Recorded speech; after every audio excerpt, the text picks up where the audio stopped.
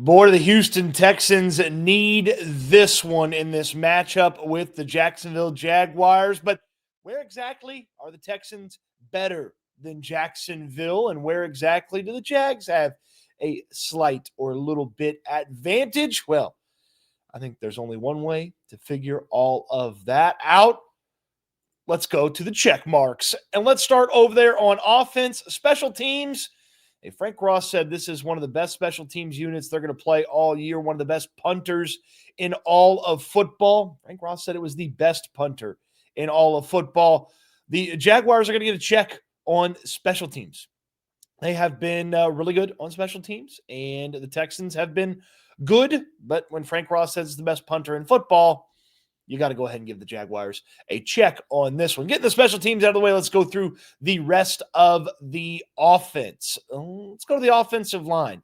Now, Jacksonville's offensive line historically not been really good, and they've had a lot of offensive line chaos, not too dissimilar from the Texans over the past few years. So you don't want to hold too much of that against them because they've been pretty darn good this season so far. Let's go with a check mark on the offensive line for the Jaguars, but they've held up against some not super ferocious defenses in the first couple of weeks. They played Cincinnati, they played Carolina, not exactly world beaters when it comes to defense. The Texans, the offensive line didn't look good in that first game, but they played much better. There's a little bit of cohesion.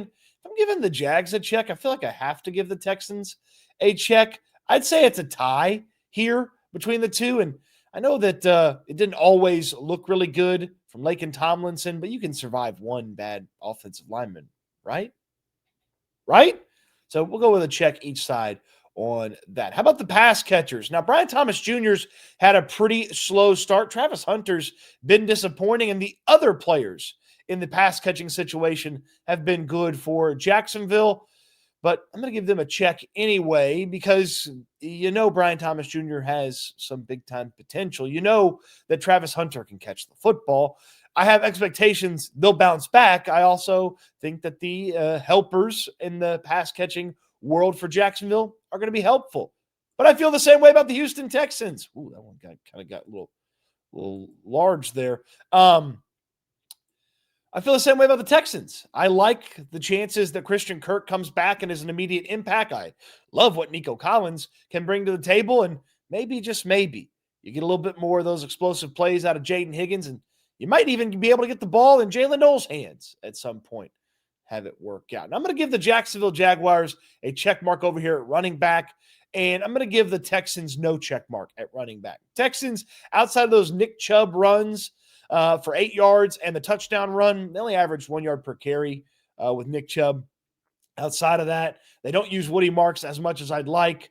They still use Dare Ogunbowale too much in pass protection, and Travis Etienne has been off to a hot start. He's been very, very good to start the season for Jacksonville. They've got Bashaw Tootin as kind of a little extra piece there in their running back room.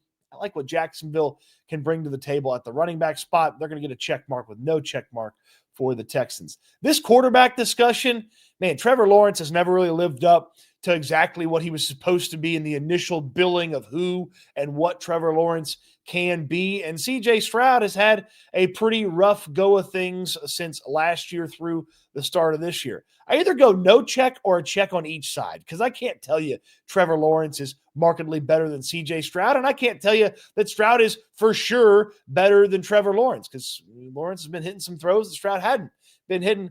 I'll go with a check mark on both sides here when it comes to the quarterback play. Not that one guy is awesome and the other guy matches him in a different way. It's just that both of them have kind of hit a rough spot in this portion of their careers at the same time. Liam Cohen last week, he wanted Trevor Lawrence to hit the guys in the chest. CJ Stroud, if he'd hit one more guy in the chest, maybe the Texans aren't 0-2 and they're 1-1. So check marks for both. First time we've seen, I think, a team get check marks in every category here in the check mark game. So Jacksonville checks in with 5 check marks over here, their advantage being at running back and special teams. The Texans check in with 3 check marks, with their being a tie with Jacksonville in those three categories. So 5 and 3, we shall see what the defense brings in the check mark game. I know what my friends over at Sleeper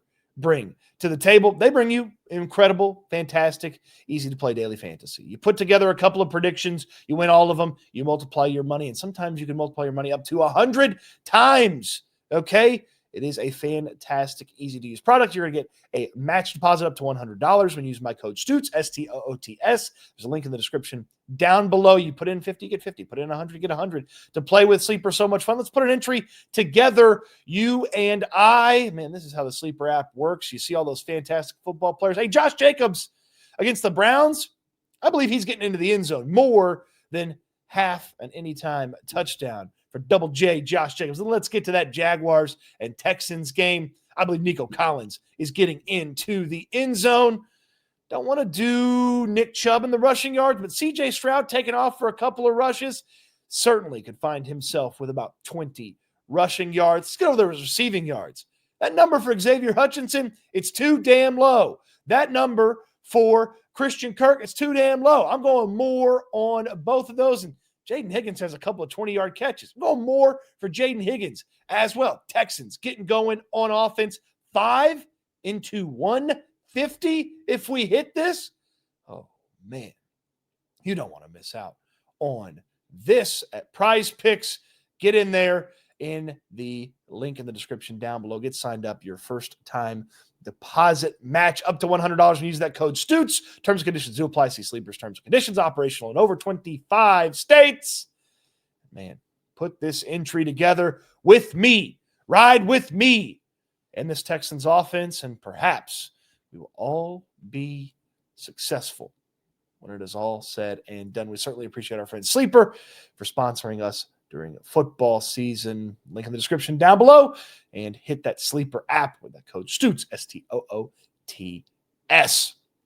Let's get into the defense. Let's get that carryover from the offensive side. 5 for the Jacksonville Jaguars and 3 for the Houston Texans. And let's see if the Texans, like they have for every checkmark exercise to this point, let's see if they can catch up with the defense. So Jacksonville brings over 5 from the offense. Houston brings over 3. Let's go to the coaching staff.